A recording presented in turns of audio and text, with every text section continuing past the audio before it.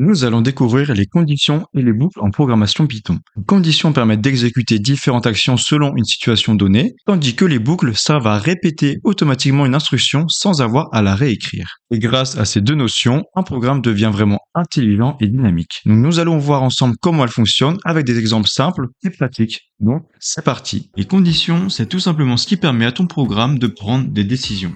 En Python, les conditions reposent sur des opérateurs de comparaison. Donc ils permettent de tester si une valeur est égale, différente, plus grande ou plus petite qu'une autre. Ici, je vous ai mis quelques exemples dans cet extrait. Donc il faut juste retenir que égal égale test si deux valeurs sont égales. En exclamation égale test si elles sont différentes. Il y a également supérieur, inférieur pour comparer si c'est plus petit ou plus grand. Et enfin, il est également possible d'écrire supérieur ou égal ou inférieur à égal. Et rajouter à ça, il y a également les opérateurs de base, à savoir plus, moins, diviser, multiplier. Autrement, en Python, on utilise les conditions if, elif ou else pour dire si telle condition est vraie, fais ça, sinon fais autre chose. Donc, ici, je déclare x égale 5 et quand je rentre dans la boucle, je dis que si x est supérieur à 0, il est positif, que si il est égal à 0, il est nul, et si aucune autre condition est respectée, eh bien ça va être la partie else qui va donc exécuter le programme. Et maintenant, pour ce qui est des boucles en Python, il y a notamment la boucle for et la boucle while. La boucle for en Python sert à parcourir une séquence, une liste, une chaîne de caractères ou même une suite de nombres. Et à chaque itération de boucle, elle prend un élément et exécute les instructions que tu lui as données. Par exemple, si j'ai une liste de fruits, ici je place la boucle sur chaque fruit et l'affiche.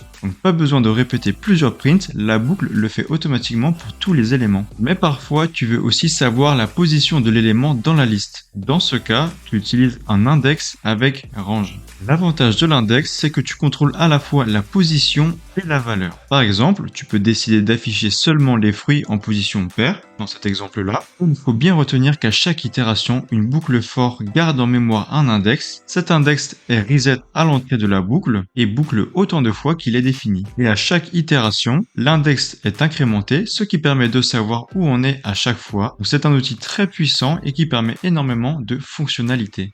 Pour ce qui est de la boucle while, donc comme vous pouvez le voir dans cet exemple, ici le programme répète tant que le compteur est inférieur à 5. Donc à chaque tour, il affiche la valeur et l'incrémente. Quand le compteur atteint 5, la condition n'est plus vraie, donc la boucle s'arrête. Si je vous montre un deuxième exemple de boucle while, donc qui est un exemple qu'il est possible de retrouver un petit peu partout. Donc ici, la boucle redemande le mot de passe tant que la condition n'est pas remplie.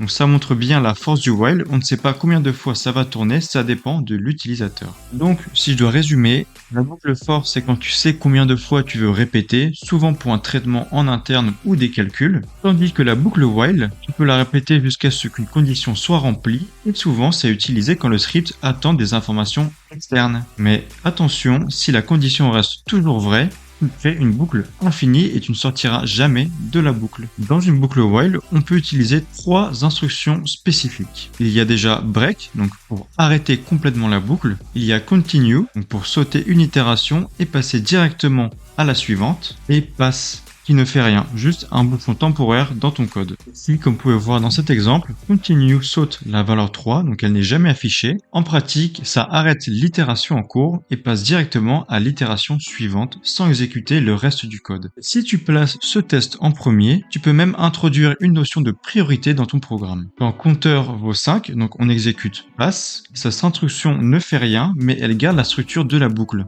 C'est pratique pour faire exécuter du code dans ta boucle, sans changer le comportement de l'itération. Et enfin, quand compteur atteint 7, break stoppe la boucle immédiatement, même si la condition compteur inférieur à 10 est encore vraie. Jusqu'ici, on a vu comment manipuler des variables, faire des boucles et ajouter de la logique avec des conditions. Mais quand ton code commence à grandir, tu te rends vite compte qu'il devient répétitif et difficile à maintenir. Voilà, tu sais maintenant utiliser les conditions et les boucles pour rendre tes programmes plus dynamiques et interactifs. Dans la prochaine vidéo, on va passer à une étape essentielle, les fonctions en Python. Tu vas voir comment créer tes propres blocs de code réutilisables pour rendre tes programmes plus clairs, plus rapides et mieux organisés. Donc je te dis à tout de suite dans la suite de la playlist.